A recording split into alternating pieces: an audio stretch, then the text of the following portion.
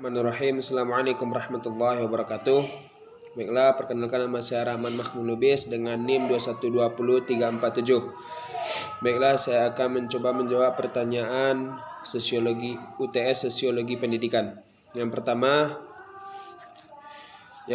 ialah pengertian dari sosiologi pendidikan.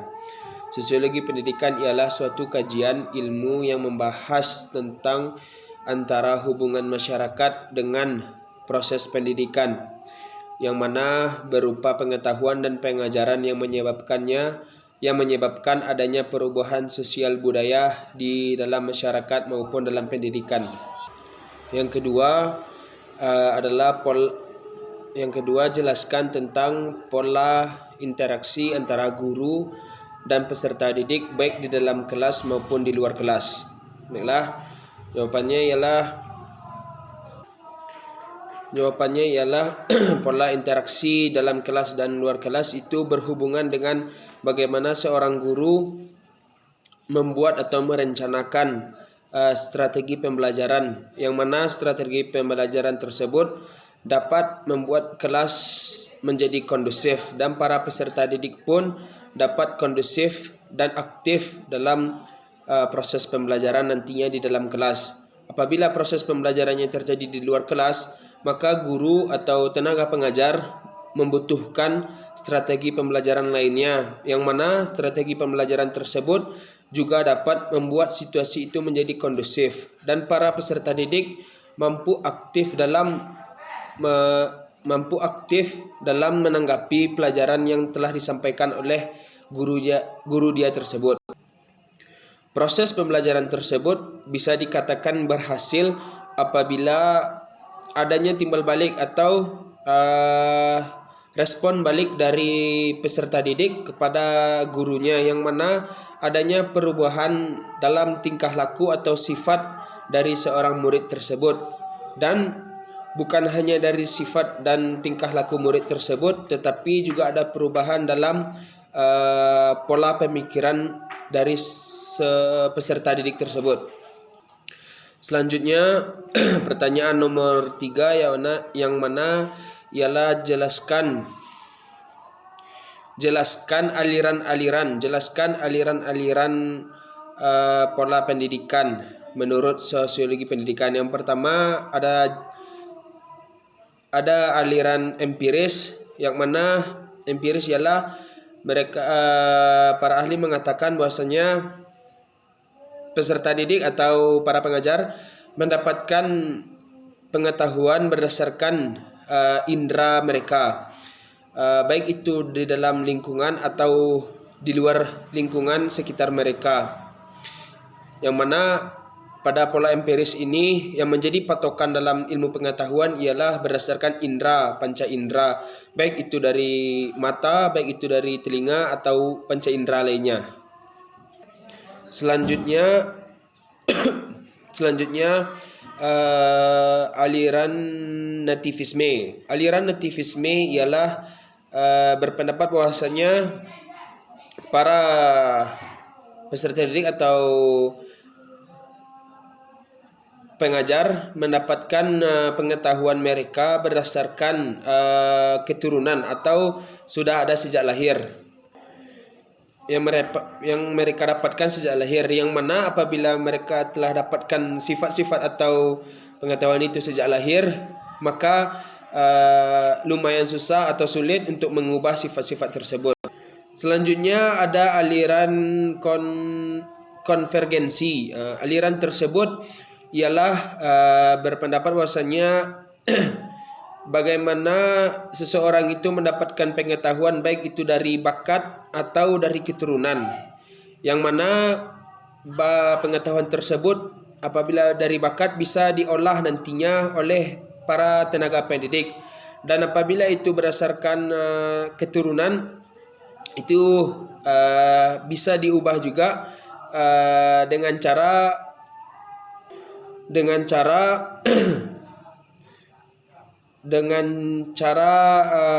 perubahan yang ada di lingkungan mereka masing-masing nantinya.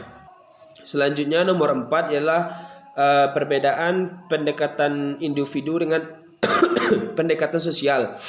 Pendekatan individu ialah bagaimana pendekatan tenaga pendidik atau seseorang yang mendidik kepada pengajarnya dengan memahami perbedaan masing-masing setiap individu atau peserta didik mereka, yang mana perbedaan tersebut terjadi di setiap individu lainnya. Selanjutnya ada pendekatan sosial, yang mana pendekatan sosial ini bisa dilihat berdasarkan bagaimana cara pendekatan dengan masyarakat atau lingkungan sekitarnya, yang tidak hanya melibatkan satu individu atau beberapa individu, melainkan banyak individu yang biasa disebut dengan kelompok-kelompok, yang mana kita harus memahami perbedaan-perbedaan terhadap kelompok-kelompok tersebut. Memahami perbedaan kelompok-kelompok tersebut yang dapat merubah pola pikir atau lingkungan sekitar dari kelompok-kelompok tersebut. Selanjutnya nomor 5 ialah apa kaitannya atau hubungan antara pendidikan dengan ekonomi. Jika kita lihat dua hal ini sangatlah berkaitan erat, yang mana tidak bisa dipisahkan antara pendidikan dengan ekonomi. Yang mana pendidikan ialah suatu proses atau jalan untuk mendapatkan suatu pengetahuan dan wawasan yang luas, sedangkan ekonomi ialah sebuah biaya atau bagaimana kita bisa mendapatkan jalan menuju pendidikan tersebut, yang mana kaitan mereka sangat erat antara pendidikan dan ekonomi. Apabila orang ingin berpendidikan, maka setidaknya mereka memerlukan biaya yang bisa dikatakan cukup besar. Tetapi di balik biaya yang besar itu, mereka juga mendapatkan fasilitas dan sarana prasarana yang layak sebagaimana yang seharusnya mereka dapatkan dari biaya yang mereka keluarkan. Yang mana bisa kita simpulkan bahwasanya pendidikan ialah bagaimana jalan menuju atau mencapai suatu pengetahuan dan wawasan, dan mendapatkan salah satu hasilnya ialah kesejahteraan ekonomi. Dan ekonomi adalah suatu jalan untuk mendapatkan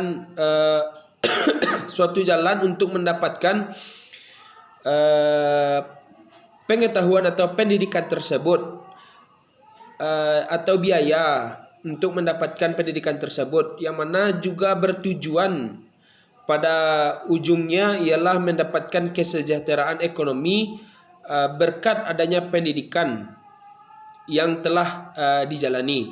Mungkin sekian yang bisa saya jawab. Mohon maaf atas segala kekurangan. Saya sudahi dengan wassalamualaikum warahmatullahi wabarakatuh.